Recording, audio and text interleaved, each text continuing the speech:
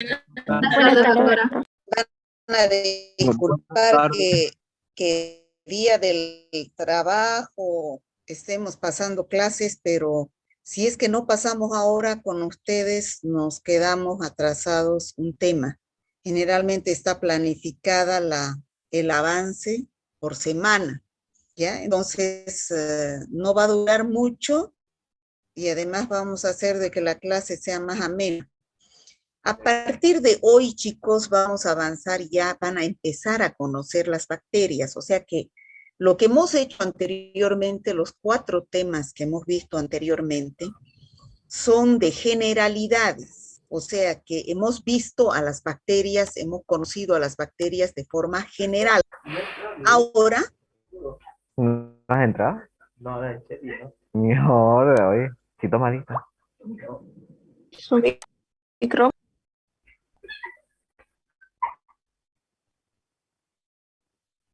solo les interesa la lista, ¿no? Algunos. No, doctor.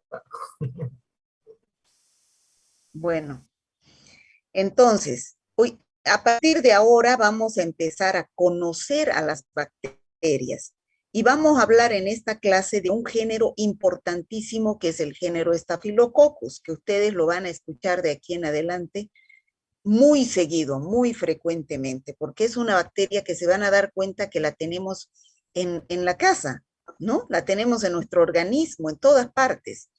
Si ustedes ven esta tablita que ustedes tienen en su guía, vamos a empezar a describir todas estas bacterias que ustedes las tienen ahí, por orden, empezando por los cocos gram positivos. Y hoy día vamos a avanzar este género que es el género Staphylococcus. La próxima clase, el género Streptococcus y así sucesivamente. Entonces, ¿qué es lo que vamos a saber de cada género? Ustedes saben por las anteriores clases que cada género tiene diferentes especies.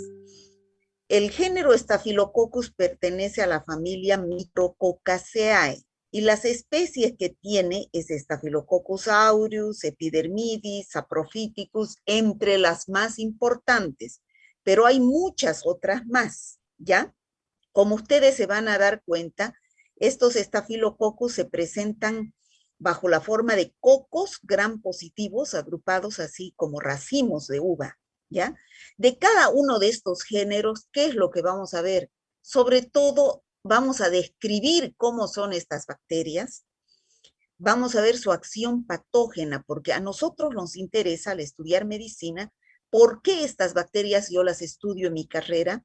Gracias a qué estas bacterias producen estas enfermedades, producen toxinas, producen pigmentos, producen enzimas, gracias a qué producen y qué enfermedades producen, o sea, qué cuadros clínicos infecciosos. Ustedes se van a dar cuenta que esta bacteria produce una serie de cuadros infecciosos que todos los días los vemos, ¿ya? Entonces, la clasificación bacteriana, de acuerdo a la tinción de Gram, hemos dicho que se dividen en 2 grandes grupos, los Gram positivos y los Gram negativos que he mostrado en la anterior tablita. A su vez, estos Gram positivos se dividen en cocos redonditos, como estamos viendo acá en la figura, y bacilos así alargaditos, como estamos viendo así. Y de acuerdo a la tinción de Gram, si se tiñen con el colorante cristal violeta, se observan de color azul violeta, y si se tiñen con el colorante safranina, porque no tienen péptido glicano en su pared celular y son decolorados, entonces se tiñen con la safranina. Acá, dentro de los cocos gram positivos, tenemos 2 géneros importantes que hoy vamos a estudiar. Es el género Staphylococcus, la próxima clase el género Streptococcus. Y así sucesivamente vamos a ir estudiando, como les decía, los otros géneros de bacterias. ¿Cuál es el objetivo general de esta clase que ustedes aprendan al terminar esta clase? Que aprendan a describir las características generales del género Staphylococcus y las especies que hemos visto, que son Aureus, Epidermidis, Saprophyticus, Hominis y todos los demás que son muchos, ¿no? ¿Y cómo llegamos a ese objetivo general? Mediante el cumplimiento de estos objetivos específicos. Primero vamos a aprender a identificar las características morfológicas, es decir, qué forma tienen, fisiológicas, cómo funcionan, bioquímicas, así como las patologías o cuadros clínicos que provocan, que es lo que más les interesa a ustedes. Describir qué métodos microbiológicos diagnósticos se utilizan. Es decir, cuando ustedes tengan un paciente, por ejemplo, con una foliculitis o con un absceso, ustedes van a sospechar de Staphylococcus aureus. Entonces tienen que saber qué es lo que van a pedir al laboratorio, qué muestra van a utilizar para observar esta bacteria, para identificar a esta bacteria, para que el laboratorio pueda hacer el antibiograma y ver con qué antibiótico realizar el tratamiento. Y también describir los aspectos epidemiológicos, es decir, cómo se contraen estas infecciones. Entonces, empezamos por la primera parte, que es la introducción, describiendo a la morfología de estas bacterias. Como ya dijimos, estas bacterias son cocos gram positivos, como estamos viendo acá en la figura. Así lo van a observar en una tinción de Gram. Y el diámetro que tienen, esta es una observación por microscopio electrónico, de 0,5 a 1 milímetro, y son anaerobios facultativos, es decir, que pueden crecer en presencia o en ausencia de oxígeno a 35 o 37 grados. Como en el laboratorio sabemos que estamos ante un estafilococo. O sea, si nos llega una muestra y vemos cocos gram positivos en la tinción de Gram, ¿cómo sabemos y diferenciamos si es un estafilococo o si es un estreptococo?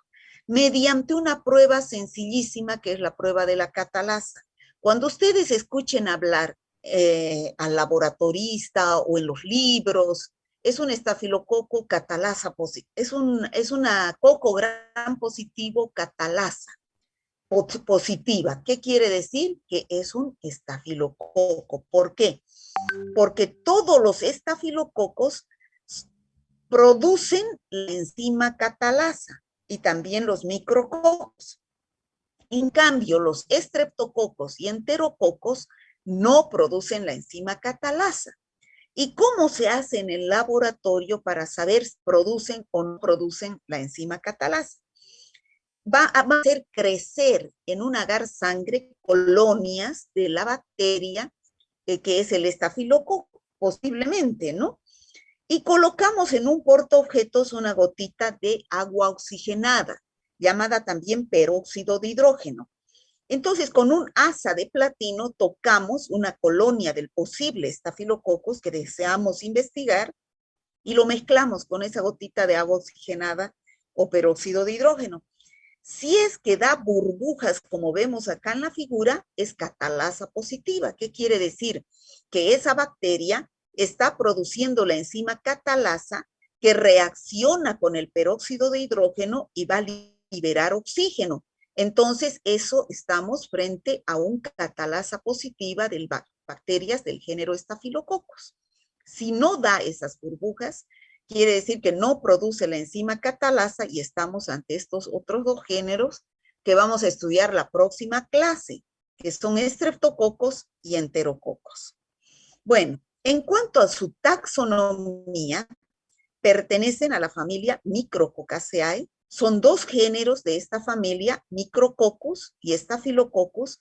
Nosotros vamos a estudiar en esta clase el género Staphylococcus y las especies más importantes que son Aureus, Epidermidis y Saprophyticus. Como les decía, no son los tres únicos, existen más de 35 especies y 16 subespecies, pero las más importantes son Aureus, Epidermidis y Saprophyticus. ¿De dónde viene este nombre? Staphylococcus viene del griego staphyle, que quiere decir racimo de uvas, porque tiene esa morfología cuando se agrupan. Staphylococcus aureus, chicos, ustedes por el colegio saben que, ¿cuál es el signo del oro? A1, ¿es cierto? Entonces, y viene el nombre de aureus porque al crecer esta bacteria, las colonias son amarillitas o doradas. De ahí viene el nombre de Staphylococcus aureus y antiguamente se llamaba estafilococo dorado. El Staphylococcus epidermidis se encuentra como microbiota de la piel, o sea, de la epidermis, que es la porción externa de la piel. El Staphylococcus saprophyticus viene de sapros, que quiere decir pútrido, o sea, putrefacción, y phyton, planta, ¿qué quiere decir? Que se encuentra como saprófito de las plantas en putrefacción.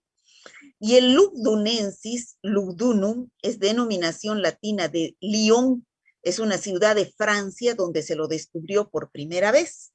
Bueno, nosotros, como les decía, varias veces ya, nos vamos a referir al aureus, que es el más importante, lo vamos a describir ampliamente, al Staphylococcus epidermidis y al saprophyticus. Otra prueba que se utiliza en el laboratorio, y esto sí ustedes lo van a ver muy frecuentemente en los libros o en los informes del laboratorio cuando ustedes pidan un análisis de un paciente, les va a decir, se observa Staphylococcus coagulasa positiva o coagulasa negativa.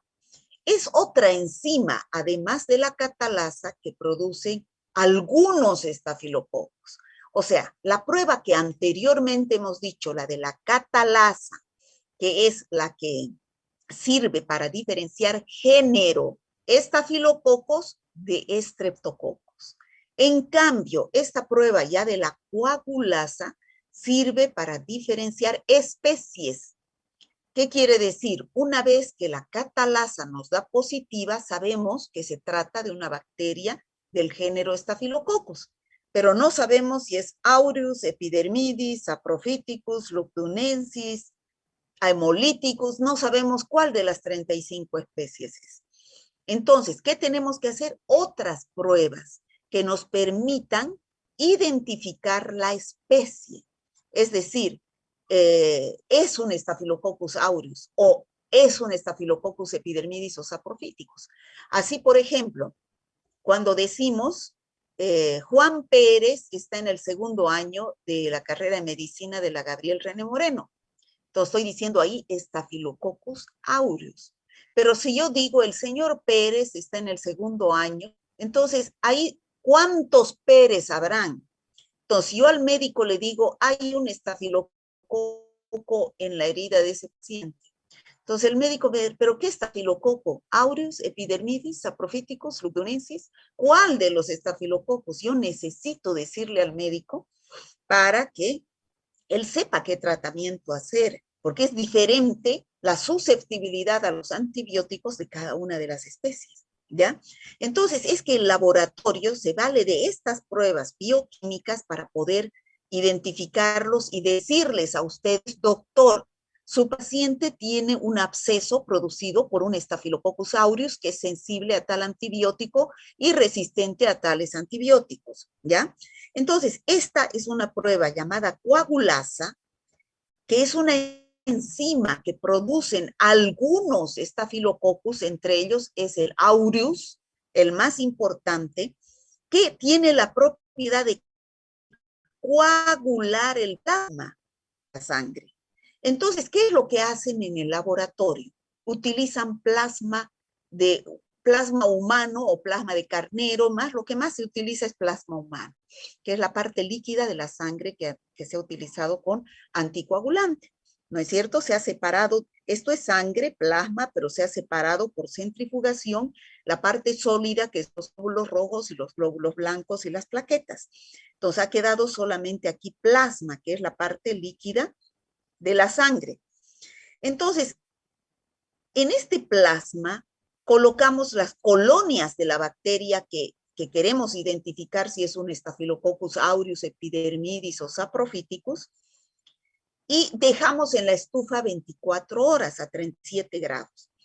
Al cabo de los cuales yo saco estos tubitos de plasma y veo, si es que veo que se ha producido un coágulo, como estamos viendo así, ese estafilococo que yo he puesto acá de antes, ha producido la enzima coagulasa. ¿Y quiénes son los que producen la enzima coagulasa?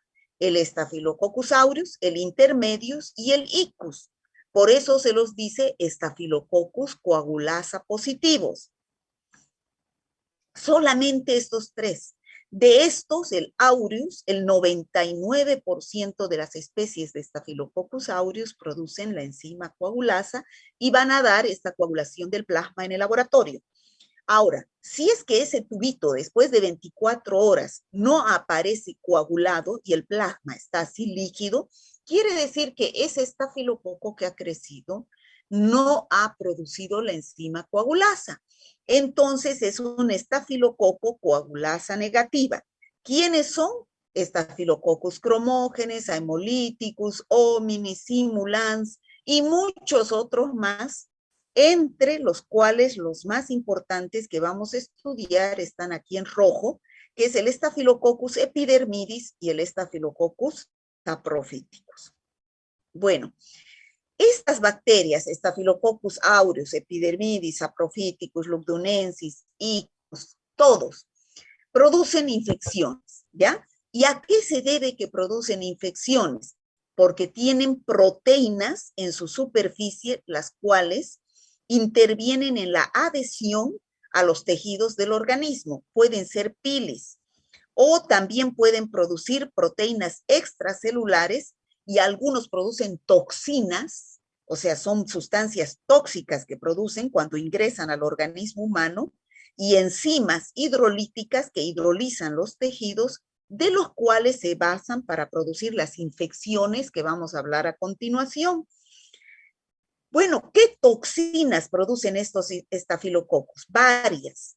Citotoxinas alfa, beta, gamma, que producen toxicidad en nuestras células. El Staphylococcus aureus produce una toxina llamada toxina exfoliativa, que vamos a ver la enfermedad del síndrome de la piel escaldada que producen los bebés.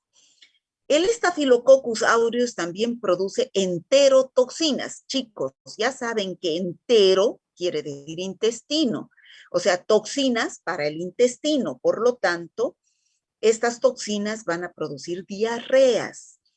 El Staphylococcus aureus también produce la toxina 1, que produce una enfermedad grave llamada síndrome del shock tóxico.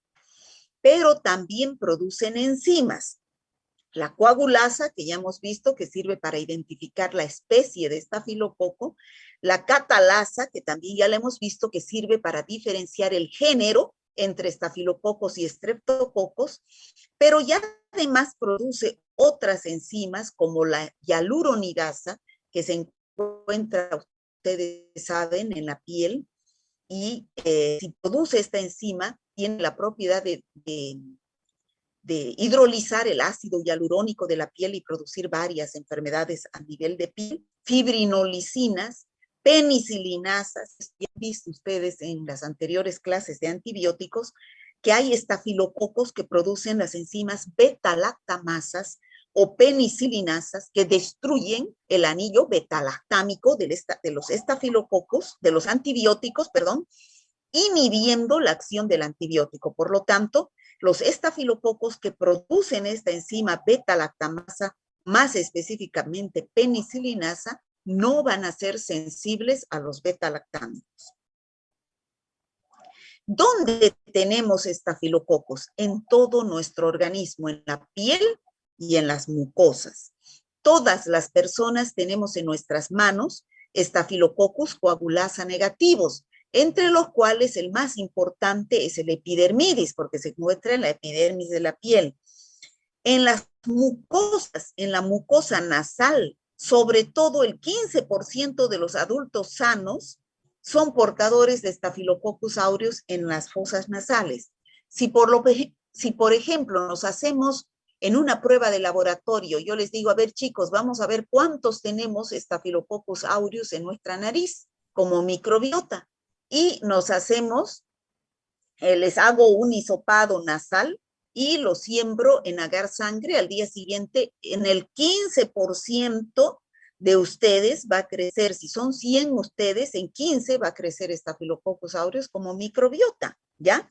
Pero es importante el personal de salud. El personal de salud, médicos, enfermeras, no deberían tener Staphylococcus aureus en la nariz y si lo tienen, deberían utilizar barbijo, guantes. ¿Por qué? Porque están tratando con pacientes inmunodeprimidos, con enfermos. Entonces, si ellos le hablan o estornudan delante de un paciente inmunodeprimido al cual están atendiendo, entonces estos estafilococos van a ingresar a estos pacientes y les va a producir una enfermedad porque no están con defensas buenas, son inmunodeprimidos, ¿ya?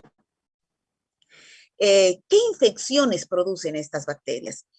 Estos estafilococos, sobre todo el Staphylococcus aureus, produce infecciones de piel que vamos a ver a continuación. También los huesos, infecciones de la osteomelitis, se llama infección de los huesos, muy grave. Del aparato genitourinario, vamos a ver que producen infecciones urinarias y sobre todo el Staphylococcus epidermidis produce infecciones oportunistas, ¿ya? ¿Cuáles son las infecciones que produce el Staphylococcus aureus? A nivel de piel son las más importantes. Cuando ustedes vean una piel que sale pus, ¿ya? Puede ser un carbunco, una foliculitis, un forúnculo, un impétigo, una infección de una herida. Donde sale pus, eso es signo de infección, ¿ya? Esas son infecciones a nivel de la piel que ahorita las vamos a ver en fotografías. O también pueden producir infecciones por las toxinas que ellos producen, o sea, ingresan al organismo humano y una vez que están dentro, sobre todo cuando ingresan con alimentos contaminados, como por ejemplo una hamburguesa o una carne fría como un jamón o una torta que tenga crema de leche, es ahí donde prolifera el Staphylococcus aureus, entonces van a producir sus enterotoxinas y van a producir diarreas. O también, como ya dijimos, el síndrome de la piel escaldada, producida por la toxina exfoliativa, que produce el Staphylococcus aureus, o también el síndrome del shock tóxico. El Staphylococcus epidermidis puede producir infecciones oportunistas, porque este es flora de piel. Pero si nosotros, como personal de salud, al poner un suero, al poner una inyección o al poner un catéter, no desinfectamos bien los instrumentos y no realizamos una buena asepsia de la piel, podemos introducir estas bacterias a través de estos instrumentos y producir endocarditis o infecciones de heridas quirúrgicas o a través de una sonda urinaria, infecciones del tracto urinario o infecciones oportunistas a través de los catéteres. Estas infecciones son graves, ¿no? Y el Staphylococcus saprophyticus, que es el menos grave, y solamente produce una infección del tracto urinario en las mujeres en edad sexual activa. Vamos a empezar primero por el más importante, el estafilococo dorado, llamado antiguamente, porque al crecer produce colonias de color oro, de color amarillo, y actualmente Staphylococcus aureus. ¿Cómo es el Staphylococcus aureus? Fíjense, este es una tinción de Gram de un material purulento. O sea, aquí tenemos sangre, eritrocitos, y aquí tenemos a la bacteria que se agrupa como cocos gram positivos en racimos. Entonces, cuando nosotros veamos una tinción de Gram con estas bacterias, vamos a decir, es un Staphylococcus, pero tenemos que hacer la prueba de la coagulasa, catalasa y todas las demás para decir qué especie es.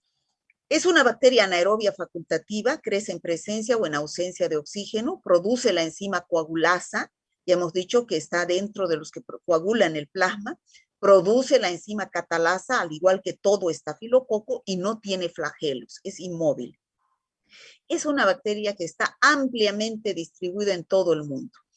Se dice que de cada 3 personas, una se encuentra con esta bacteria, ¿ya? Por eso cuando dijimos vamos a hacer un hisopado nasal a 100 personas, 15 a 30 personas va a dar positivo.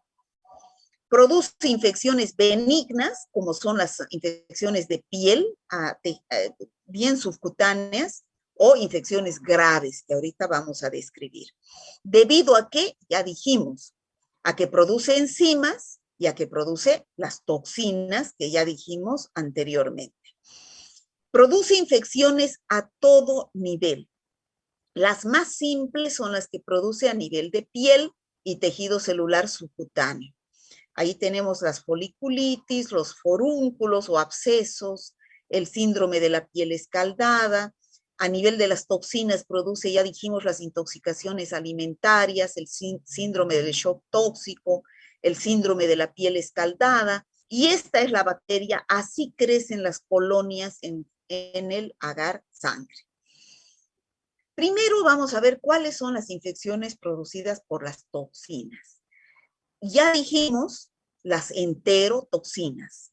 Enterotoxinas es cuando yo me como un alimento que está contaminado por bacterias como Staphylococcus aureus. Por ejemplo, yo me como una torta que tiene crema de leche y no se ha guardado en la heladera.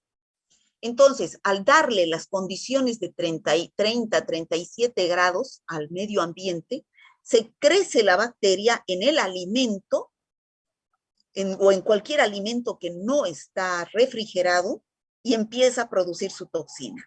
Y al comerme este alimento, va a empezar a producir esa toxina, lo cual va a provocar vómitos intensos, diarreas y cólicos, ¿ya? Y su periodo de incubación es el más corto dentro de todas las bacterias que producen diarreas. Por ejemplo, cuando ustedes tengan un paciente, doctor, estoy con diarrea, lo primero que tienen que preguntarle, ¿es líquida o es tipo disentería? Es decir, con moco, pus y sangre. Si les dice es líquida, ustedes van a pensar en una bacteria que produce toxina. La toxina de la bacteria es la que está produciendo la enfermedad. Y una de ellas es el Staphylococcus aureus.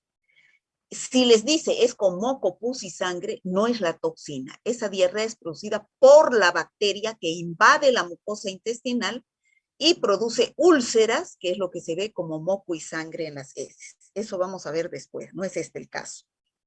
Esta bacteria produce toxinas con diarreas líquidas. Y entonces, otra cosa que le vamos a preguntar al paciente, ¿y qué comió y cuándo comió? Entonces, si me dice, comí un pedazo de torta, entonces, ¿a qué hora comió? Si dice al mediodía y apareció a las 6 de la tarde, muy posible que sea Staphylococcus aureus. ¿Por qué? Porque su periodo de incubación, que ustedes ya saben por la anterior clase, es de 2 a 6 horas, ¿ya? O sea, de 2 a 6 horas de haber comido el alimento puede aparecer las náuseas, vómitos y diarreas. Pero así como también aparece rápido, también se va rápido, dura 24 horas y se va. En las diarreas que son así, no se da antibióticos, porque ya saben ustedes, el antibiótico mata a las buenas y a las malas, ¿ya? Entonces puede prolongar el cuadro diarreico. ¿Qué se hace en este caso de intoxicaciones alimentarias que producen diarrea? No solamente por Staphylococcus aureus, por cualquier otra bacteria. Tratar los síntomas. A eso se llama tratamiento sintomático. Lo más importante, no dejar que el paciente se deshidrate, ¿ya? La deshidratación, sobre todo en los pacientes inmunodeprimidos como los niños o los ancianos, puede llevarles a la muerte, ¿ya? O una simple diarrea produce deshidratación y lo puede llevar a la muerte, ¿ya? Entonces, si tiene náuseas, vómitos, entonces hay que darle un antiemético. Si tiene fiebre, un antipirético, pero no dar antibiótico, ¿ya? Porque lo único que vamos a hacer es destruir la microbiota intestinal y eso va a empeorar el cuadro. ¿Qué otra patología produce a nivel de toxinas el Staphylococcus aureus? Ya dijimos el síndrome de la piel escaldada. Como vemos aquí en la figura, más adelante vamos a ver una mejor foto, es cuando la piel del niño se sale a pedazos, un recién nacido o un neonato, ¿no? Aparecen ampollas debido a una toxina que produce esta bacteria, que es la toxina exfoliativa. O el síndrome del shock tóxico, que es una enfermedad producida por la toxina 1 del Staphylococcus aureus, que llega a ser una infección generalizada donde puede producir sepsis, con hipotensión, aparece un exantema o heridas así a nivel de la piel y elevada mortalidad si no se da un tratamiento inmediato. Aquí, como les decía, este es el síndrome de la piel escaldada. Así aparece la piel de los bebés, saliéndose lesiones bullosas por la toxina exfoliativa del Staphylococcus aureus. No es la propia bacteria, no es por acción directa de la bacteria, sino por acción indirecta de su toxina. Bueno, ¿y qué otras bacterias tenemos, qué otras infecciones, perdón, produce el Staphylococcus aureus, pero ya no debido a las toxinas que produce? Las que produce por acción indirecta por sus toxinas son esta intoxicación alimentaria debido a una enterotoxina, esta que es el síndrome de la piel escaldada por la toxina exfoliativa, y la toxina 1 que produce el síndrome del shock tóxico. Esto es por las toxinas de manera indirecta. Pero ¿qué infecciones produce de manera directa? Es decir, no la toxina, sino la bacteria ingresa al organismo humano por una puerta de entrada. Y generalmente, ¿cuál es la puerta de entrada? Una lesión de piel, una herida en piel o una microherida que no la podemos ver. ¿Ya? ¿Cuáles son estas? Desde la más simple, la más superficial y la más sencilla es la foliculitis. ¿Qué es la foliculitis? Lo que estamos viendo acá. Si ustedes saben lo que es un folículo piloso. Un folículo piloso es el lugar donde nace un vello. Entonces, cuando se infecta y aparece este punto blanco de pus, y yo saco con una jeringa ese material purulento y lo cultivo, me va a crecer Staphylococcus aureus, ¿ya? Eso se llama foliculitis. Más profundo, a nivel ya de tejido celular subcutáneo, ya no está en epidermis, sino tejido celular subcutáneo, están aparecen otra infección más complicada, que son los forúnculos o abscesos. Lo que comúnmente, ¿qué se llama, chicos, esto? Puchichi. Puchichi, pero ustedes ya no van a decir puchichi, ¿ya? Van a decir forúnculo o absceso, que es una tumoración de tejido celular subcutáneo donde encapsulado tiene adentro un material purulento, pus, y ahí está lleno el Staphylococcus aureus. O también puede ser producido esto por la bacteria que vamos a ver la próxima semana, que es el Streptococcus pyogenes, ¿ya? Son grandes nódulos cutáneos rellenos de pus y bien dolorosos. Generalmente esto aparece caliente. Al tocar al tacto se mueve una masa de pus y hay que esperar que madure. A veces revienta esta masa cuando no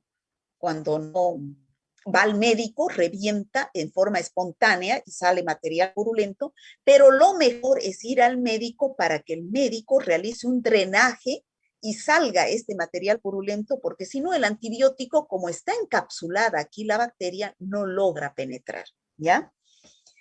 Otra infección, sobre todo a nivel de los niños, se llama impétigo, que es unas lesiones así a nivel de piel que se producen los niños que no tienen buena higiene, juegan con tierra. Entonces, primero aparecen unas vesículas rellenas de pus sobre la base eritematosa. Eritematoso quiere decir zona roja de la piel, ¿ya? Y vesícula es un material purulento, es una bolita con líquido, pero no es pus. Y cuando ya se vuelve pústula, se llama pus. Cuando se rellena así como vemos acá, con material purulento, con pus, como vemos acá, esto ya se llaman pústulas. Vesículas es cuando es con material líquido, o sea, transparente, ¿ya? Aquí tenemos un absceso, aquí tenemos otro absceso. Entonces, aquí tenemos abscesos a nivel de que ven los dentistas, periodontales se llaman, a nivel de la boca. Entonces, ¿qué es lo que se debe hacer? Drenar este absceso para que salga el material purulento y pueda llegar el antibiótico. Este es el impétigo que les decía, que sobre todo aparece en los niños. alrededor de los orificios de la cara, alrededor de la boca, alrededor de la nariz, de los ojos, pero también puede aparecer en las manitos, impétigo ampolloso, o impétigo también a nivel del cuerpo, ¿no? Son estas lesiones producidas o bien por Staphylococcus aureus o bien por Streptococcus piógenes, ¿ya? Pero además de esas infecciones que produce el Staphylococcus aureus por vía indirecta, es decir, a través de las toxinas, o por vía directa a nivel de piel y tejido celular subcutáneo, vuelvo a repetir, chicos, todo material purulento que ustedes vean en piel y que salga pus, ahí piensen, o es Staphylococcus aureus o es Streptococcus piógenes, ¿ya? Pero no solamente se producen infecciones a nivel de piel. El Staphylococcus aureus también puede penetrar, una vez que penetra al organismo humano, puede llegar a la sangre y producir infecciones sistémicas, porque a través de la sangre, como un sistema, va hacia otros órganos y puede producir neumonías. Por ejemplo, ¿qué es una neumonía? Infección a nivel de los pulmones. Los pulmones deben ser así límpidos, pero cuando se llenan de pus, es una neumonía donde están participando bacterias y una de ellas puede ser el Staphylococcus aureus. También puede ir a las meninges y producir meningitis, o también puede producir una bacteremia, es decir, una sepsis, una infección generalizada donde aparecen estas lesiones en piel. También puede llegar a los huesos, y fíjense cómo aparece material purulento a nivel de los huesos. A esto ya es con cirugía, y se llama osteomelitis, ¿no? A material purulento alrededor de los huesos o dentro de los huesos. También aparece varios forúnculos que se juntan unos a otros y se llama carbunco estafilocócico, cuando son varios que se juntan unos con otros. También en las articulaciones se puede producir una infección y se llama artritis séptica. Esas serían las infecciones más importantes producidas por el Staphylococcus aureus. Ese es el más importante, el que más ustedes van a escuchar en su vida profesional cuando vean material purulento a nivel de piel y mucosas, pero también han visto que puede producir neumonías, pueden producir osteomelitis, sepsis. Hay una infección grave que es la tromboflebitis del seno cavernoso, producida por Staphylococcus aureus. Por ejemplo, cuando sale un granito a nivel del triángulo de la muerte, ¿saben lo que es el triángulo de la muerte? ¿Les dan anatomía cuál es el triángulo de la muerte? ¿No? Sí, doctora. Bueno, es a nivel de la frente y la parte esta de la nariz, ¿no? Que llega hasta la boca. Entonces, cualquier granito que se infecte, ¿cómo? Cualquier granito que se infecte y que se vuelva una infección grave puede llegar hasta el seno cavernoso y producir una infección grave y el paciente puede morirse. Entonces son infecciones graves también producidas por el Staphylococcus aureus. Pero también dijimos que hay otros dos estafilococcus que los vamos a ver que son coagulasa negativos, entre los cuales están el Staphylococcus epidermidis, el Staphylococcus saprophyticus. El Staphylococcus epidermidis y otros coagulasa negativos se encuentran más a nivel de la piel, pero pueden también producir enfermedades infecciosas, cuadros clínicos, sobre todo en pacientes hospitalizados, en pacientes inmunodeprimidos que están sometidos a algún procedimiento invasivo. Por ejemplo, puede producir en pacientes que están con un catéter. Entonces, a nivel de la piel, si no se realiza un cambio de este catéter en forma oportuna, a nivel de la piel puede producir, entonces, puede ingresar el estafilococo, si no se ha producido una buena asepsia de piel, puede ingresar y producir una sepsis y de ahí producir un cuadro grave. O en pacientes a los cuales son sometidos a válvulas de prótesis, pacientes que necesiten una válvula prostésica y se lo tiene que realizar una cirugía, puede que esa válvula no esté desinfectada y se produzca una infección por Staphylococcus epidermidis.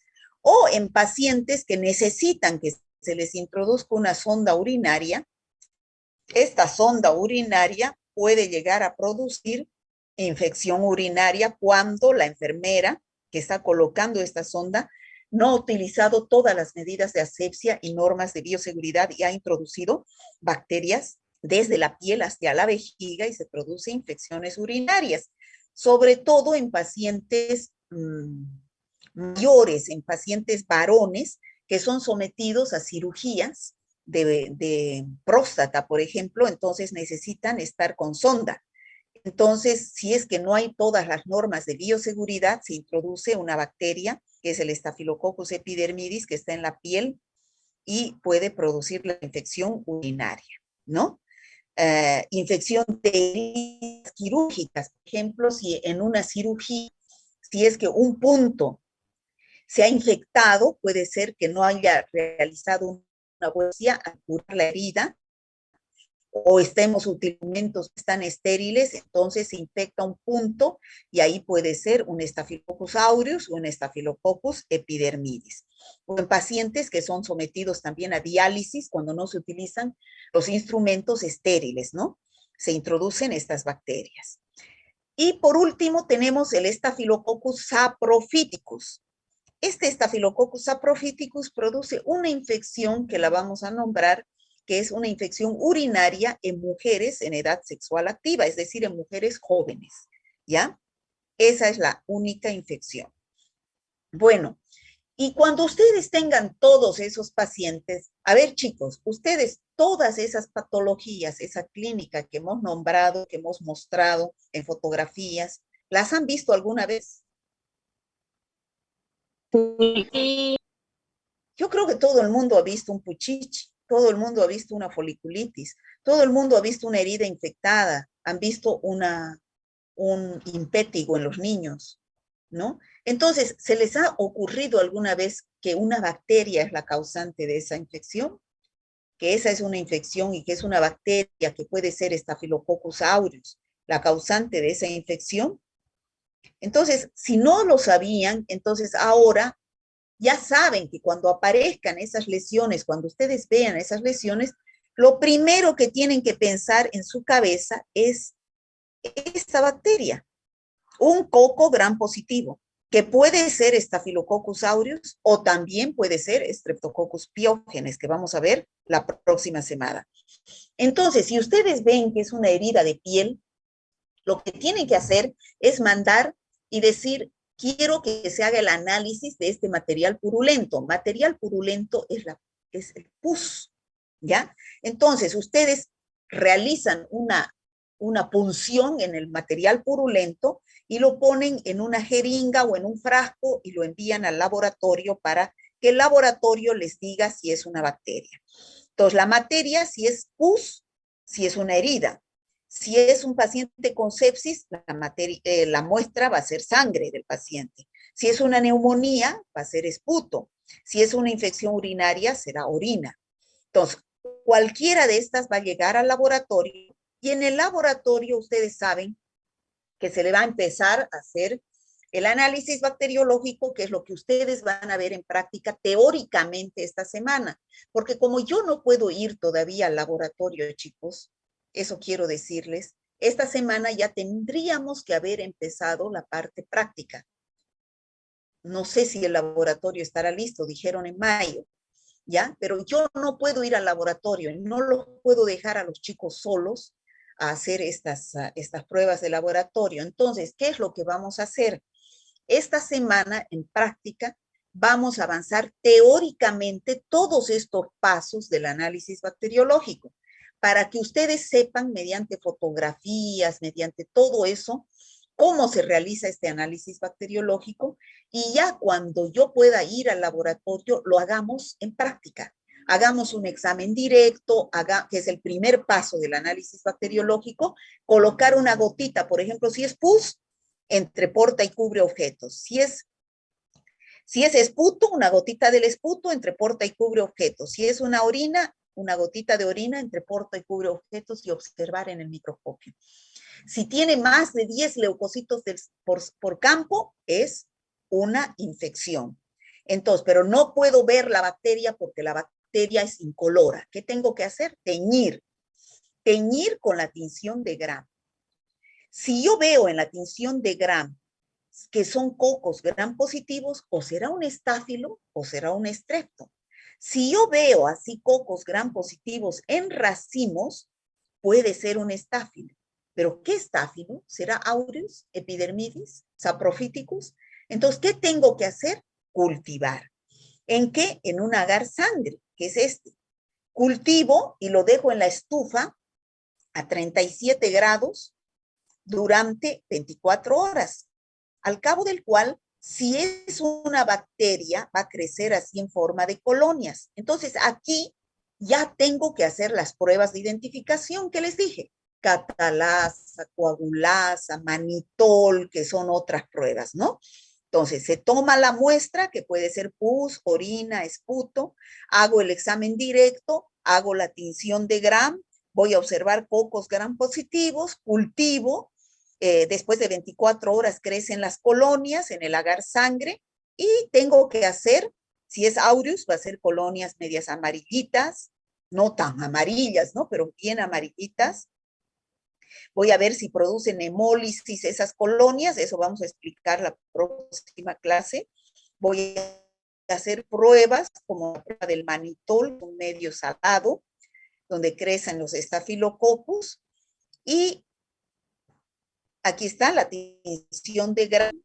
Son las que realizan en el laboratorio los bioquímicos. Ustedes no van a hacer esto porque ustedes no es su trabajo. Su trabajo es que venga el paciente, por la clínica que ustedes saben, es que digan, ah, es un absceso, pero será un estáfilo, será un estrepto, y si es un estáfilo, será un aureus. Entonces, debo sacar sangre, sacar pus mediante una punción o hacer un drenaje y mandar al laboratorio. En el laboratorio van a hacer el examen directo, van a hacer la tinción de Gram, van a hacer la prueba de la catalasa, la prueba de la hemólisis, la prueba de la coagulasa, esta es la catalasa, como ya dijimos, con el agua oxigenada, que por la presencia de oxígeno se forman las burbujas, esa es catalasa positiva. La hemólisis, cuando destruye la bacteria alrededor de la colonia. La prueba de la coagulasa, que me dice es un Staphylococcus aureus. Esto lo van a hacer los bioquímicos, chicos, que es para decirles a ustedes, es un Staphylococcus aureus, epidermidis o saprophyticus. Son una serie de pruebas. Lo que a ustedes les va a llegar ya es el resultado de ese análisis. Aquí, por ejemplo, este es el resultado del análisis bacteriológico que ustedes como médicos han solicitado. La muestra va a ser material purulento, pus, por ejemplo, si es un absceso, ¿ya? Lo que solicitan es un cultivo de material purulento. Eso es lo que ustedes deben saber pedir. Y esto es lo que el laboratorio les va a reportar y ustedes en un papelito. Y ustedes ese papelito tienen que saberlo interpretar como médicos. A las 48 horas va a ir el paciente a recoger el resultado y les va a decir, doctora, este es mi resultado de laboratorio y va a ser esto. El examen directo, si es material purulento, leucocitos de 20 a 30 por campo. ¿Qué quiere decir? Más de 10 leucocitos es una infección. Eritrocitos no se observan si no hay sangre. Si hay sangre, se van a observar. Células epiteliales escasas, regular o abundantes, de acuerdo a lo que se vea. Esto lo vamos a hacer en el laboratorio. Tinción de Gram, regular, pocos Gram positivos. O sea, vamos a ver en la tinción de Gram, vamos a hacer una tinción de Gram donde ustedes van a poder ver los pocos Gram positivos. Vamos a cultivar donde van a ver el aislamiento de colonias y vamos a hacer, no vamos a hacer las pruebas de catalasa, coagulasa, porque eso nunca, no les sirve a ustedes como médicos. Ese es trabajo del bioquímico, ¿ya? Pero ya saben que se debe sembrar y vamos a hacer un antibiograma para que sepan cómo se hace. De repente es la primera y última vez que lo hacen porque también ese es trabajo de bioquímico. Pero lo que ustedes tienen que saber es interpretar. que el laboratorio les va a decir es sensible a estos antibióticos y es resistente a estos antibióticos. ¿Qué quiere decir? Que esa infección yo tengo que hacer el tratamiento con cualquiera de estos antibióticos y no debo hacer con estos porque estos no van a hacer efecto en esa infección de ese paciente, ¿ya? Los estafilococos, como han debido poder ustedes ver en antibióticos, ya tienen 90% de resistencia a la penicilina. ¿Y ustedes saben por qué? Porque produce la enzima beta-lactamasa por mecanismo de acción enzimático. Entonces, la mayoría de las infecciones que hemos visto, que donde está el estafilococo, producen esos estafilococos, la enzima beta-lactamasa, lo cual no debo dar, cuando vea, no debo dar penicilina. ¿Por qué? Porque ya un 90% es resistente a la penicilina porque produce la beta-lactamasa.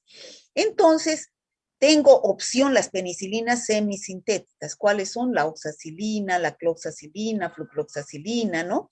La nafcilina, que su mecanismo de resistencia no es por enzimas, sino es por el gen mecano, ¿cierto? Por alteración del sitio blanco de acción.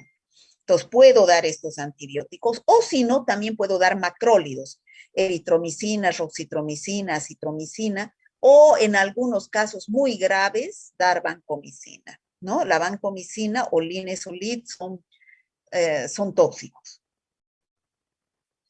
Entonces, casi el 90% de Staphylococcus son resistentes a la penicilina, como les decía, por la producción de beta-lactamasa. Ya existe un 30-50% resistente también a las penicilinas semisintéticas, es decir, por la producción de alteración del sitio blanco de acción de la proteína PBP, ¿no? A esas cepas se llaman MRSA. ¿Qué significa MRSA? La S, Staphylococcus, la A, aureus. Resistente, la R, a las meticilinas. ¿Qué quiere decir? Que cuando a ustedes el laboratorio les informa un MRSA, significa que no pueden hacer tratamiento con ningún betalactámico, no solamente con las penicilinas semisintéticas. Las penicilinas semisintéticas, como la oxacilina, es un representante de todos los betalactámicos. No pueden dar ningún betalactámico. Aquí solamente o es vancomicina o es macrólido si es sensible la cepa, ¿ya?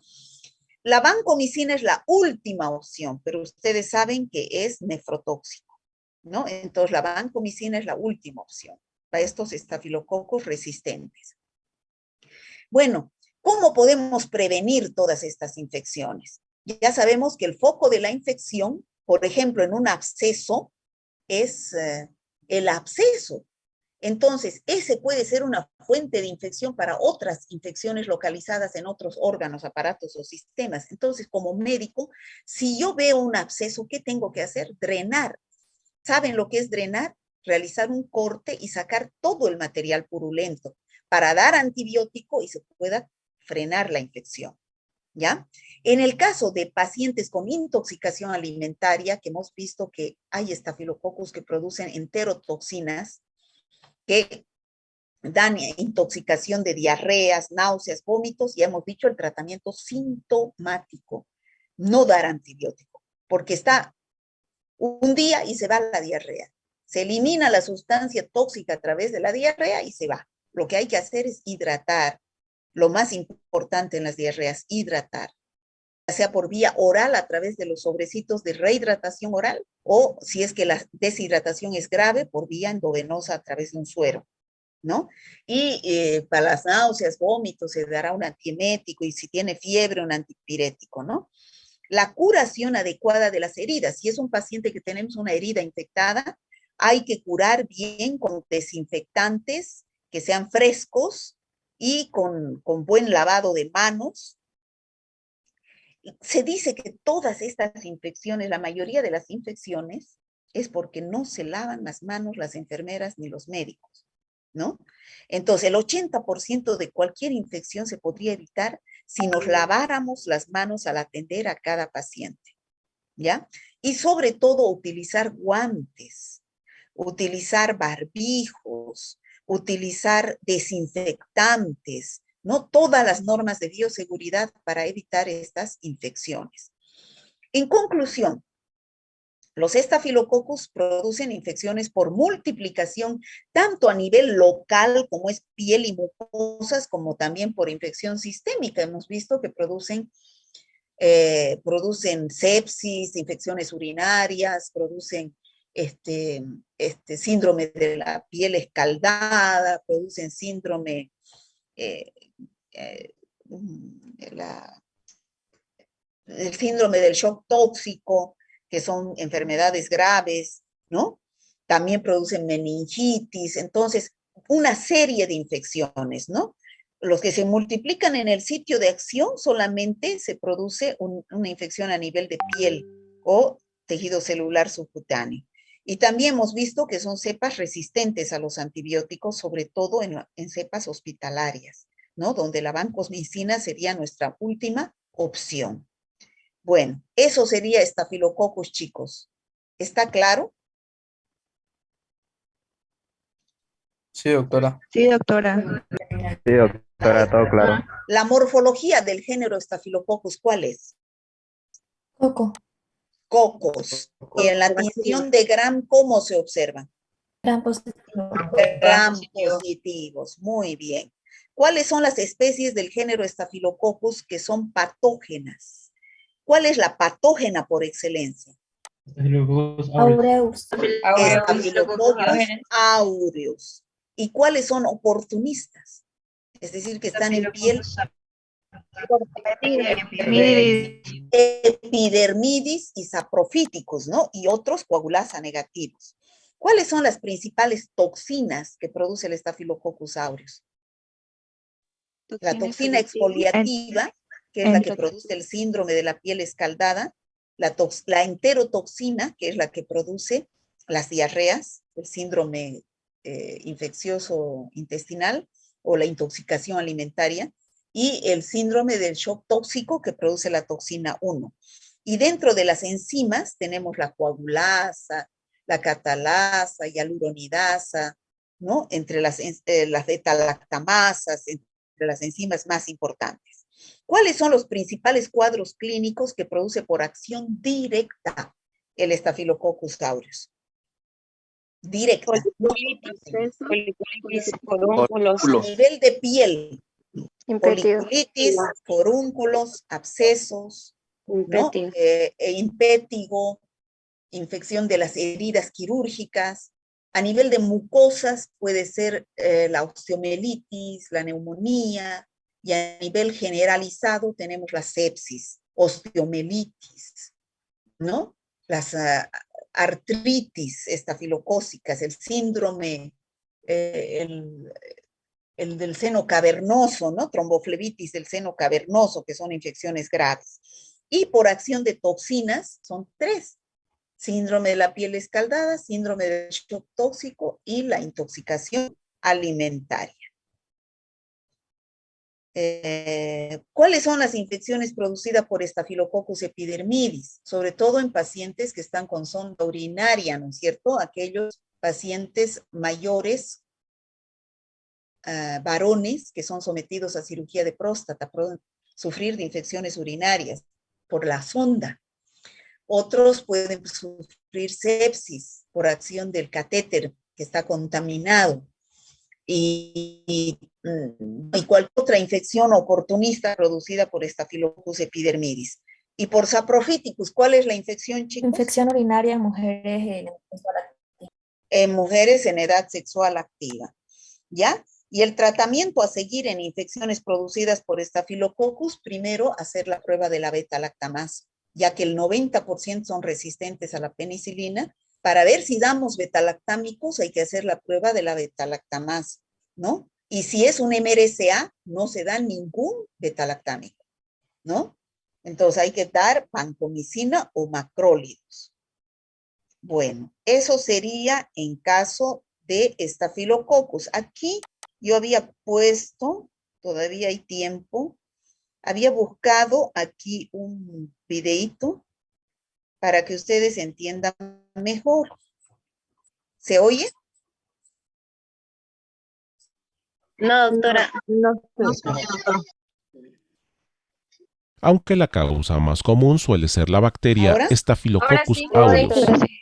La afección suele manifestarse en forma de diminutos granitos de color blanco alrededor de uno o varios folículos pilosos, y sus síntomas varían según el tipo de infección. De esta manera, la foliculitis superficial puede provocar pequeñas protuberancias rojas o llenas de pus sobre los folículos pilosos, ampollas llenas de pus que se revientan y forman costras, piel enrojecida e inflamada y picazón o dolor.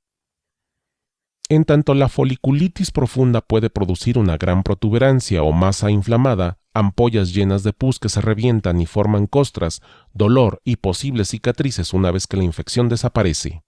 Entre las formas superficiales es posible incluir a la foliculitis estafilocócica, un tipo común que se caracteriza por la comezón en cualquier parte del cuerpo, a la foliculitis delatina, que es causada por bacterias pseudomonas que prosperan en una amplia variedad de entornos, a la pseudofoliculitis de la barba, una infección que afecta a los folículos pilosos en la zona de la barba, y a la foliculitis pityrosporum, que resulta frecuentemente en los adolescentes y los hombres adultos. Por el contrario, los tipos de foliculitis profunda incluyen a la psicosis de la barba, que se da en hombres que han comenzado a afeitarse, a la foliculitis gram negativo, que suele desarrollarse cuando se está recibiendo un tratamiento prolongado para el acné, a la foliculitis eosinofílica, la cual se manifiesta en personas con HIV, y a los forúnculos y anthrax, que ocurren cuando la bacteria estafilococo infecta de manera intensa a los folículos pilosos.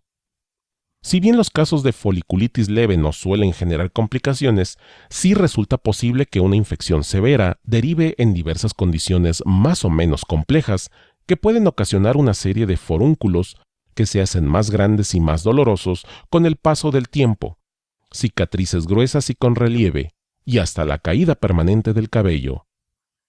A pesar de que la diabetes, la leucemia crónica, el trasplante de órganos y el VIH pueden mermar la resistencia, otras causas más comunes de foliculitis incluyen a la fricción al afeitarse, al uso de ropa ajustada, a la sudoración excesiva, a los tratamientos prolongados con antibióticos para el acné, a la obesidad, a las enfermedades inflamatorias de la piel, como la dermatitis o el acné, a las lesiones en la piel tales como las abrasiones o las heridas quirúrgicas, a los revestimientos en la piel como los vendajes de plástico o la cinta adhesiva, y a la exposición al agua caliente. Por eso, ante la aparición de algún síntoma, es importante que consulte a un dermatólogo, quien puede diagnosticar la foliculitis únicamente examinando su piel, aunque también resulta posible realizar una biopsia o enviar una muestra de una de sus pústulas a un laboratorio para determinar con mayor precisión la causa de la afección. Generalmente, los casos leves de foliculitis suelen desaparecer sin tratamiento alguno. Sin embargo, los casos persistentes pueden requerir de un tratamiento antibiótico o antimicótico que el médico recomendará según la gravedad y el tipo de infección. De esta manera, tanto la foliculitis estafilocócica como la foliculitis gram negativo serán tratadas con un antibiótico que se aplica a la piel o que se toma por vía oral, mientras que la foliculitis pityrosporum precisará de un antimicótico, también tópico o por vía oral. En tanto, la foliculitis delatina rara vez necesita de tratamiento específico, al igual que la pseudofoliculitis de la barba, que suele desaparecer simplemente a través de una serie de cuidados personales. De padecer psicosis de la barba, en cambio, el médico puede aconsejar el uso de compresas calientes, mientras que los forúnculos y anthrax suelen drenarse mediante una pequeña incisión. Por su parte, la foliculitis eosinofílica puede combatirse por medio de corticosteroides tópicos u orales. Del mismo modo, también resulta posible aliviar el malestar a través de diversas medidas, tales como aplicar un paño tibio y húmedo o una compresa en la zona afectada varias veces al día, utilizar una loción de hidrocortisona de venta libre, lavar suavemente la piel infectada 2 veces al día con jabón antibacterial, evitar afeitarse la piel irritada, no compartir toallas o paños y mantener limpios los jacuzzis. Bueno, esa es una idea para que tengan de lo que es foliculitis.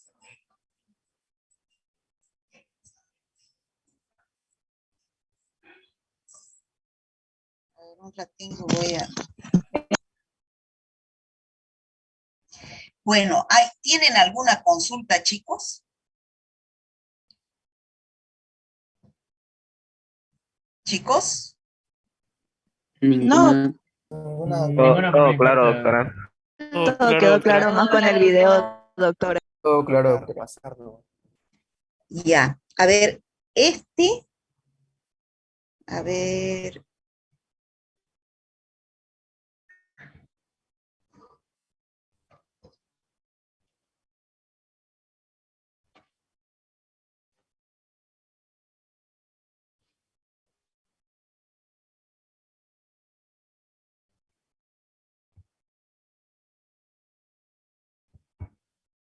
a ver, este es cortito. Infección de un folículo piloso. Nuestra piel está cubierta de folículos pilosos, que es de donde nacen los vellos y los pelos. Cuando un folículo piloso está sometido a humedad o al roce de la ropa o a un trauma crónico, puede infectarse con bacterias de la piel como el estafilococo, produciéndose el forúnculo. Un forúnculo puede tratarse localmente, con cremas con antibióticos bioral. Cuando a pesar de este tratamiento el forúnculo sigue creciendo, está muy doloroso y caliente, se debe drenar quirúrgicamente. Para drenar quirúrgicamente, primero se anestesia la zona con silocaína, por lo cual el procedimiento es completamente indoloro.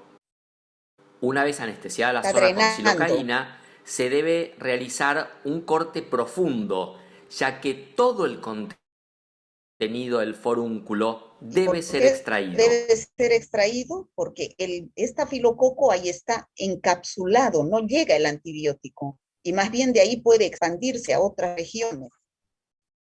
Cuando uno aprieta el forúnculo desde afuera, no solamente lesiona las paredes internas del quiste, sino que además queda contenido en el interior, y ese contenido que queda vuelve a infectarse, pero cada vez la infección va a ser más severa y más difícil de tratar. Dentro del forúnculo existen tabiques fibrosos que no permiten que todo el contenido salga a menos que sea realizado quirúrgicamente. De esta manera podemos romper esos tabiques vaciando completamente el forúnculo. Luego de drenar, puede limpiar las paredes internas del quiste, que eso es lo que asegura que el quiste no vuelva a producirse. No se debe realizar una sutura de la herida, porque si no, no permite que la secreción que se produce dentro del quiste pueda salir hacia afuera. Una vez realizado el drenaje, se debe continuar colocando algún desinfectante o azúcar que hace las veces de antibiótico para que el interior del quiste se mantenga estéril. Bueno, eso es, chicos, para que ustedes sepan lo que es un drenaje de un absceso donde está involucrado el Staphylococcus aureus. No sé si tienen alguna pregunta. Doctora, ¿las infecciones sistémicas son complicaciones estafilocócicas? Infección sistémica quiere decir que se ha hecho generalizada. O sea que si anteriormente estaba circunscrita a una localización que es piel y tejido celular subcutáneo, al hacerse sistémica quiere decir que por medio de la sangre ha ido a otros órganos y tejidos. Eso es sistémica. Una infección sistémica es más grave. ¿Está claro? Sí, doctora. Doctora, buenas tardes. ¿Sí? Una cosa, ¿por qué específicamente esta bacteria de estafilococo presenta tanta resistencia a tantos antibióticos o ¿Por qué en específico ella?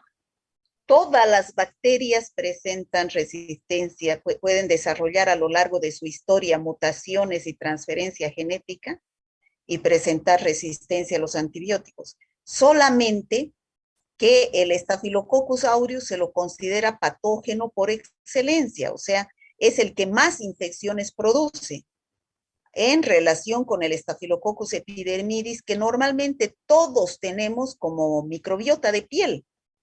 Generalmente, actualmente, el Staphylococcus epidermidis está involucrado en infecciones, pero en pacientes inmunodeprimidos, en pacientes hospitalizados, en infecciones graves, ¿no? Como sepsis, endocarditis, y son bacterias multiresistentes. Pero el Staphylococcus aureus se lo considera patógeno por excelencia. Eso hemos diferenciado en la anterior clase.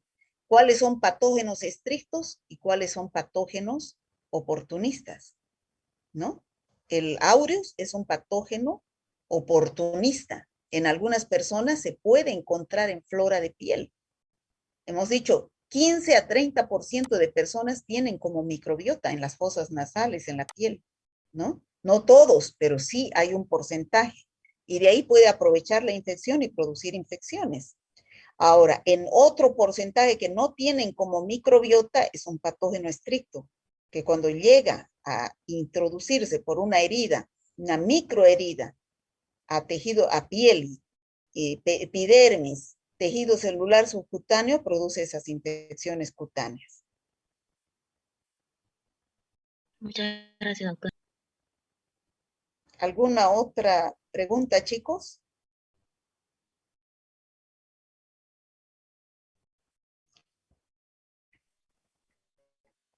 ¿Qué Doctora, dice? buenas tardes o noches. ¿Sí? Más del tema, yo quería felicitarle a usted por el logro obtenido últimamente dentro de la facultad, ya que fue muy felicitada, ¿no? Por el desempeño que usted realiza dentro de la institución. Y también eso se refleja, ¿no? Dentro de clase, su carisma, su entrega al enseñarnos y las exigencias que tiene, puesto que eso quiere decir que se preocupa por formar excelentes profesionales dentro de la institución y llevar en alto el nombre de la Gabriel, ¿no? Que eso, más que todo, es un prestigio entrar a estudiar ahí. Y más si los docentes son entregados a su profesión como usted, formando buenos profesionales. Eso quería decirle. Muchas gracias, Eder. Valoro tus palabras. Para mí ha sido una sorpresa que me llegue ese tremendo título, ¿no? Que nunca en mi vida me había esperado que me den ese título de doctor honoris causa, y que tuve que irlo a recibir a la Universidad de Sucre, pero fue el título que da el claustro doctoral de México. Para mí fue sorpresa, en base a currículum, o sea, no dan eso por hacer una tesis, sino se da por la trayectoria académica o social que algunas personalidades tienen, ¿no? Yo recibí ese título al lado de personas muy importantes y me sentí realmente muy emocionada, pero no sé si seré, ¿cómo se puede decir? Mecedora de semejante título que me han dado. Yo pienso que Gracias, sí, chicos. doctora, porque muchas personas hablan bien de usted. Y si hablan bien de usted, tener ese título de doctor honoris causa es el reflejo de toda su trayectoria, de su profesión, de su entrega, de su ¿Qué más vocación. puedo pedir, no? Ahora ya no puedo pedir nada más, ya está culminada mi carrera profesional. Más bien ese es un estímulo para que yo siga así dando lo mejor que sé. Yo a veces, ustedes me deben odiar, ¿no? Por todo lo que les exijo, pero así facilito como les explico, así facilito también les pregunto en los exámenes, porque quiero que aprendan, chicos. Eso es lo que es lo único que quiero, no molestarlos, sino que aprendan. Lamentablemente no hemos podido pasar más clases presenciales por el accidente que he tenido, pero ya va a pasar esto, ya han pasado 10 días, 20 días más tengo que estar con mi pie sin pisar, ¿no? Entonces ya vamos a poder practicar mejor la labor de la docencia y poder conocerlos también mejor. Gracias. Si no tienen alguna pregunta. Gracias a usted y sigue con su entrega y vocación de formar. Muchas gracias. Muchas gracias. Doctorita, ¿va a tomar lista? No, hijita, no voy a tomar ahora lista porque les he sacado de su... ¿O quieren que tome lista? Si quieren, tomo lista, pero... Sí, doctora, Tome lista. lista, Tome tome lista, lista. doctora, que Tome cuenten lista, los que doctora. nos Doctora. Sí, doctora, que valga la pena. Sí, porque pues saben que tomo lista, ¿no? Por eso es por la lista, pero es que chicos, no tiene que ser por una lista, por decir presente. ¿Acaso ustedes al terminar una clase no aprenden algo? Que digan valió la pena, no por decir presente, sino valió la pena, porque cuando yo tenga un pochichi alguna vez voy a pensar, en mi mente va a estar un estafilococo aureus y ya sé cómo se puede curar, ¿no? ¿O no? Sí, doctora. Entonces, eso, sáquense de su mente, eso, voy a tomar fotos a los, como dicen, ¿no? Para no estar llamando lista, que son más de 100, pero las otras clases sí voy a llamar lista, pero ahora como es feriado, entonces voy a tener cierta consideración. Más bien, gracias a ustedes por brindarme su tiempo, pero es que si no pasábamos clase hoy, se acumulaba esta clase más y hubiéramos estado en desventaja con los otros grupos. ¿Ya? Entonces estoy tomando foto. Los que no están con su nombre, pues bueno, yo no sé qué haré, ya les he dicho que entren al Zoom con su nombre.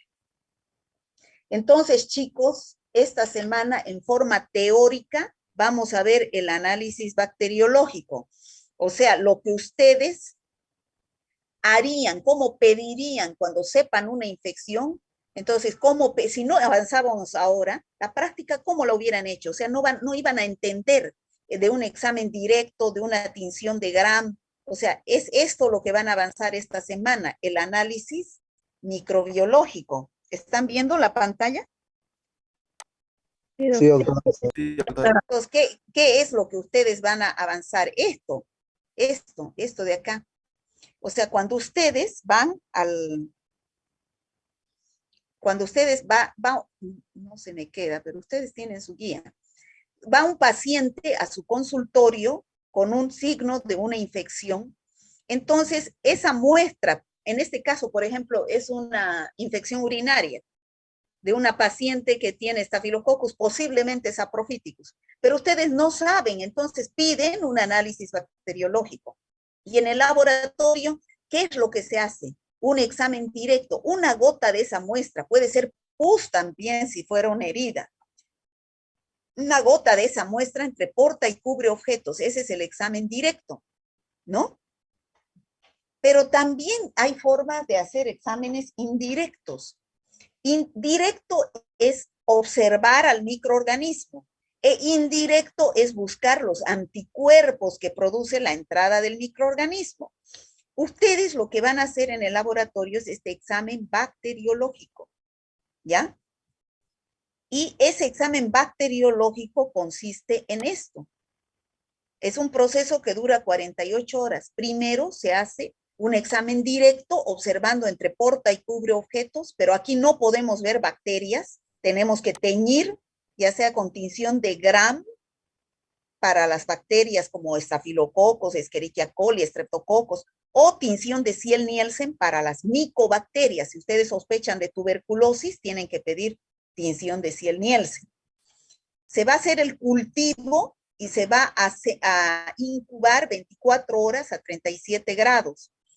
Pero después se hace la identificación, que son la catalasa, coagulasa, que hemos visto como en este caso para identificar estafilococcus, y el antibiograma para saber con qué antibiótico realizar el tratamiento.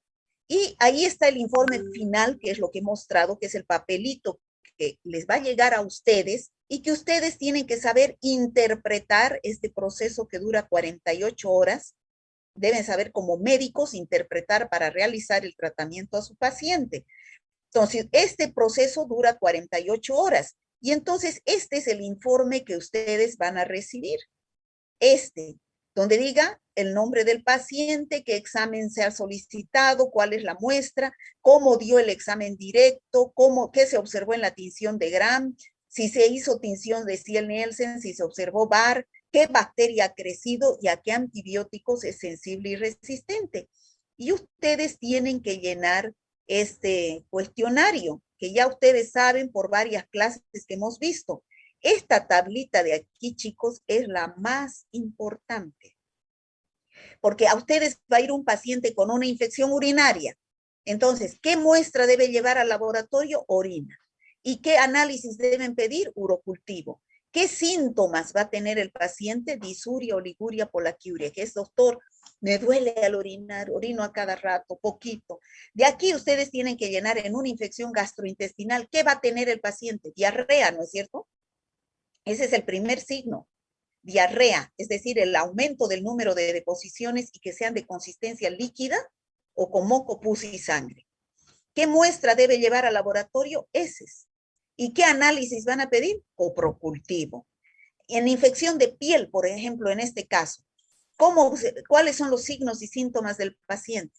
Entonces, piel eritematosa, presencia de pústula, ya saben qué es pústula, un granito con pus, o un absceso si fuera un forúnculo. ¿Qué muestra se va a dar? Material purulento o secreción purulenta o pus. ¿Qué van a pedir ustedes? Cultivo de secreción purulenta. Si fuera una infección genital, vaginitis, ¿qué va a tener la paciente? Secreción vaginal abundante, maloliente, blanquecina o amarillenta. Si fuera un hombre, secreción por el pene amarillenta. Entonces, ¿qué van a pedir? Cultivo de secreción vaginal, cultivo de secreción uretral, ¿no? ¿Qué muestra se va a recolectar? Aquí tienen que recolectar secreción vaginal, aquí secreción uretral. Lo mismo en cualquiera de las infecciones. Este cuadrito es fundamental para que ustedes sepan qué pedir como médicos, ¿no? Y aquí está la microbiota y la microbiota intestinal, que es la más importante. Y aquí están los pasos del análisis bacteriológico, que es lo que acabamos de decir. El examen directo, ¿cómo se hace? ¿No? Una gotita de la muestra, esto es lo que van a hacer en el laboratorio. La muestra, una gotita en un portaobjetos, entre porta y cubre objetos y se observa el microscopio con el objetivo de 40. ¿Qué es lo que vamos a observar? Células epiteliales, leucocitos, esto es lo más importante. Porque si hay infección, va a haber aumento de leucocitos en ese lugar.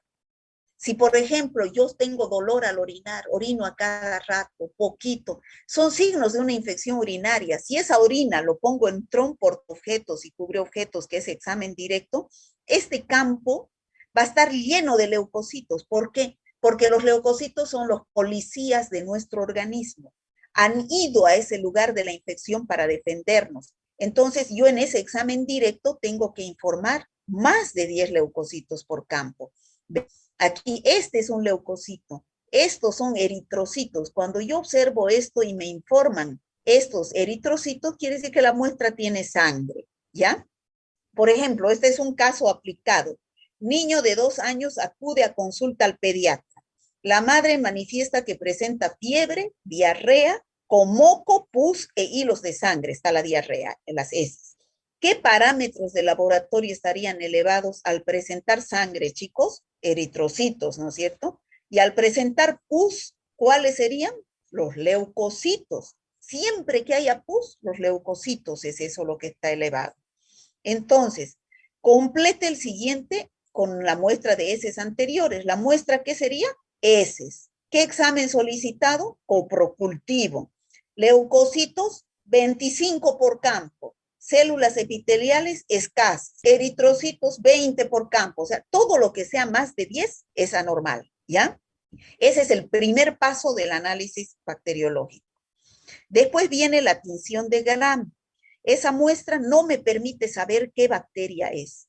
Entonces, ¿qué tengo que hacer? Sacar y teñir la muestra, ¿no? Ya sea por la tinción de Gram o tinción de Ziel-Nielsen. Estos son los pasos de la tinción de Gram. Y aquí yo tengo que dibujar cómo observo un bacilo Gram positivo, Gram negativo, un coco Gram positivo, un coco Gram negativo. Y aquí yo ya el examen directo ya saben cómo se informa. Tinción de Gram, yo lo que veo, cocos Gram positivos, bacilos Gram negativos. Tinción de Ziel-Nielsen, se observan bacilos ácido alcohol resistentes, ¿ya? Nada más, el cultivo es después, es el tercer paso del análisis bacteriológico.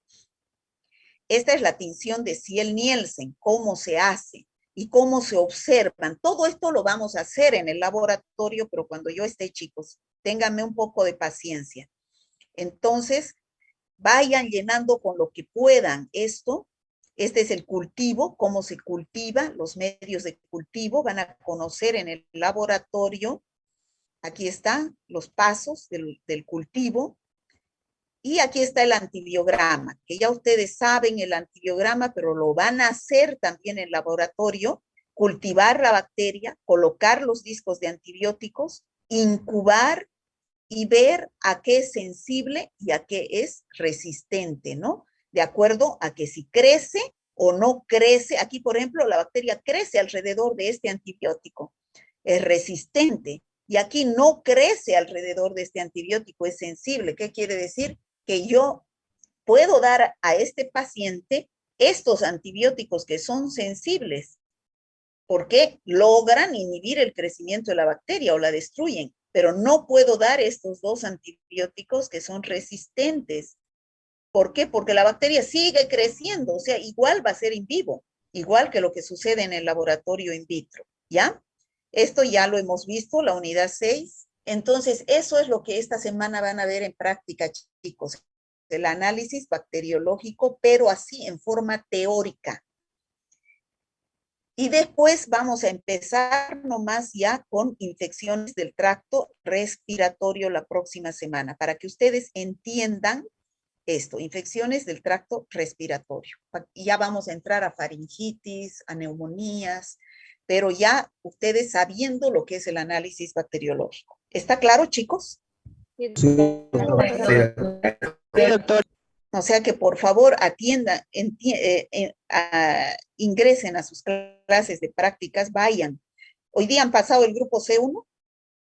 sí, doctora. Sí, doctora. ¿Ha avanzado todo esto del análisis bacteriológico? Sí, doctora. Sí, ¿Han entendido, chicos? Sí, doctora. No tanto. Ya. Bueno, chicos, entonces nos vemos el próximo. Yo quisiera quisiera que pasen virtual sus clases de práctica para poder entrar, pero ya hemos dicho que tiene que ser presencial, entonces no puedo prohibir eso a los auxiliares para que puedan darlo, ¿no? Pero ya lo vamos a ver cuando estemos en el laboratorio. Ya voy a poder ir al laboratorio. Gracias, chicos. Finalizamos la clase, ¿ya? Gracias, doctora. Gracias, doctora. Luego, Cuida. chicos. doctora, hasta luego. Luego.